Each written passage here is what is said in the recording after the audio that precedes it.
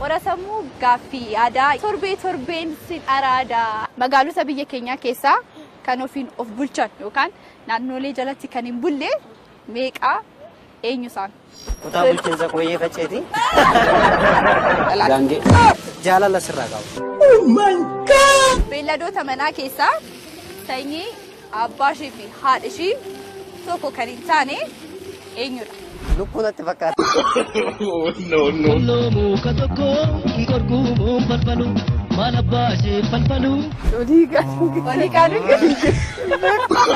No. Ali biraa taala. Simbira naafaa teessu nyaatamuu sheerra inni jedhu immoo Wayyo. Qeerransa moo raafuu moo re'ee dursa ceesisa? Saree.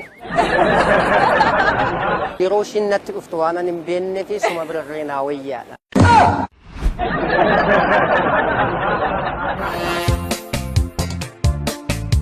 Dilbata waaree booda. Qorii dilbataan nu eeggadha. Minni pilaas sagalee dhaloota.